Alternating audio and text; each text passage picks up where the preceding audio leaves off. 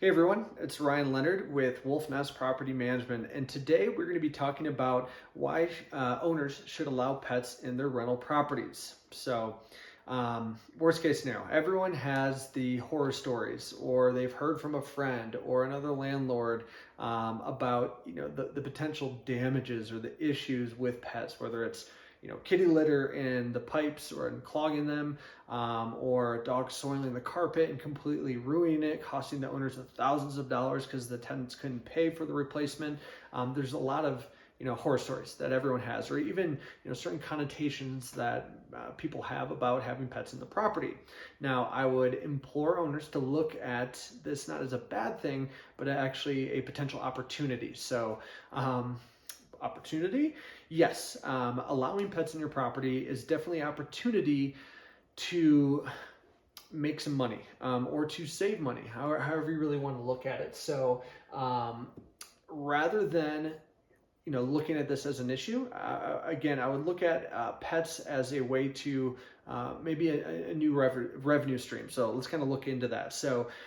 Biggest one is the cost of vacancy. Now, as far as damages go, there's a correlation between a responsible pet owner and someone that makes 3 times that rental rate, has a 700 plus credit score, and really them being, again, a responsible pet owner. So I wouldn't think that just because of the horror stories that you had, there are ways to keep tenants accountable for that damage should it arise. Now, on the positive side, allowing pets increases your tenant pool. So on average, 60% of tenants are going to have a pet. So if you say no pets allowed, you're potentially losing out on 60% of the potential tenant pool. So obviously, minimizing vacancy by allowing pets. And that is one of the most expensive parts about being a landlord, is the vacancy.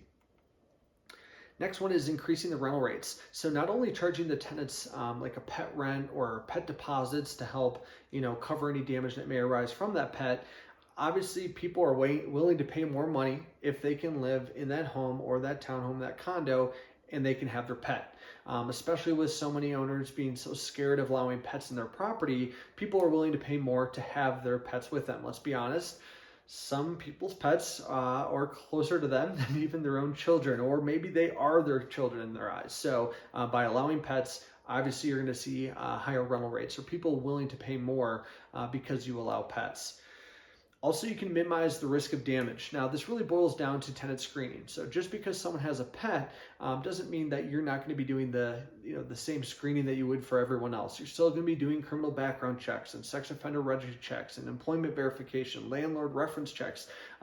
If a tenant can pass all those checks, again, we have seen, at least in our portfolio, that there's a correlation between them being a responsible pet owner and them being able to pass all those checks. Also, you want to make sure that you are having some sort of pet policy in your lease agreement.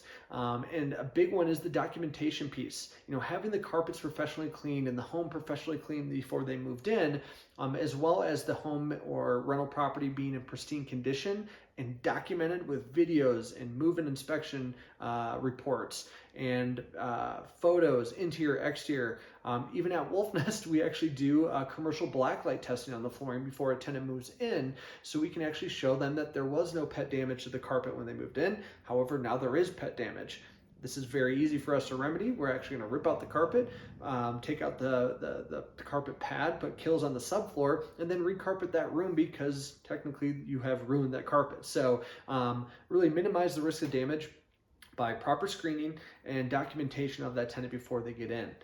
And bottom line, ask for help. There's a lot of things that you can do to protect yourself, whether in the lease agreement or the move-in process, that can set you up to be successful and allow pets. So if you have issues with a current tenant with pets, or let's say they have an unauthorized pet or a pet that's not on the lease and you don't know what to do, feel free to give me a call. That's my cell phone, also my email. I'll be happy to discuss your situation, give you some input, or if you want to just wash your hands of that property and have us take over as the manager, be happy to do that as well. So give me a call, and I hope to hear from you soon. Thanks.